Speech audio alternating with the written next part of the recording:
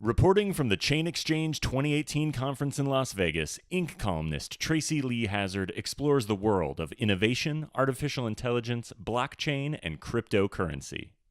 This is Tracy Hazzard coming back to you from Chain Exchange, and I have a really interesting interview with you. Tony Dimatteo from lottery.com. That just sounds so cool. That is the best URL. Yeah, we're pretty lucky to have it, actually. Yeah. Thank you for having me.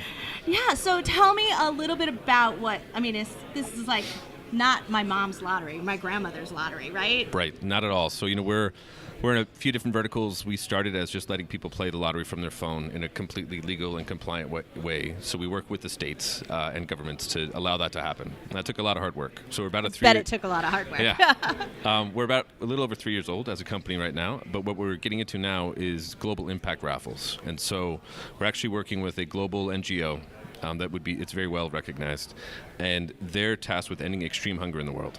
And so they raise about $7 billion a year on their own every year, but they need $10 billion. So they have this $3 billion shortfall. Yeah, it's big. And they can't figure out how to solve that. And so what we're doing is this global raffle. It will have a $1 billion jackpot, and $3 billion of those sales will go towards this NGO as a donation. Wow. Yeah.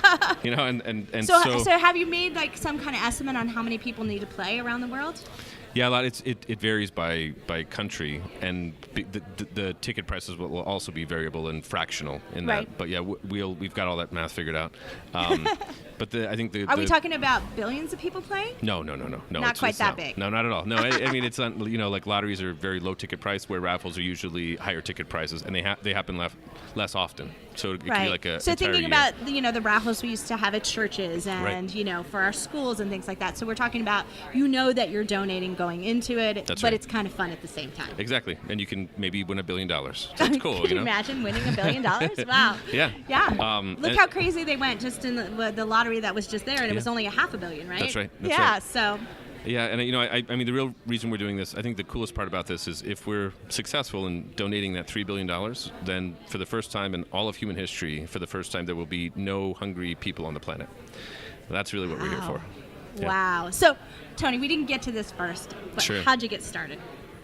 We just got started. We just saw an opportunity. We're builders of technology, my co-founder Matt and I, and it's one of those things you can buy a lot of things on the internet in the U.S. legally, but you can't buy a lottery ticket. And why is that? And so we sort of found the way to do it, and then we realized you actually have to work with the states, work with the governments to make it permissible, right? And that's the way to do it. So we always say we're not here to disrupt the industry. We're here to help advance it. And we're now doing that same thing with our STO. So now we're going through our security token offering now. It's fully compliant. There are a lot of people out there Sure. who are going to see this who don't even know what that is. So we sort of skipped the part where your lottery is on the blockchain. Yeah. And is there cryptocurrency involved as well, or no? So we will be accepting cryptocurrencies. It really depends on geography and our licensing in each jurisdiction. But yes, absolutely. So some places in the world you will be able to use it. Right. So what does that have to do? How are you working with the blockchain in this? Yeah. So. And I think this is true. A security token offering, it's there's an ICO, which is typically a utility token, and we looked at that last summer, and we realized we couldn't raise money that way because we're in such a highly regulated industry right. that we could anger some of the states or the countries that we work with. So, but when you look at a security token, it's just a security. It is a Reg D 506C offering, Reg S internationally, and so we say we're security first, blockchain second, and so if you can tokenize that security, make it digital. All you're doing is putting it on a liquid exchange in 12 months, and then it just kind of trades like a stock. And that's just a better way to raise money, I think, no matter what your project is. Right, absolutely. So that's why you're here. That's why we're here. Well, wonderful. Well, how can people, besides going to lottery.com, how can they find out more about what you're doing and the announcement about who this secret NGO is? How can they get that as well? So if you can, lottery.com, or you can go to sto.lottery.com, and there's more information there about what we're doing. Wonderful.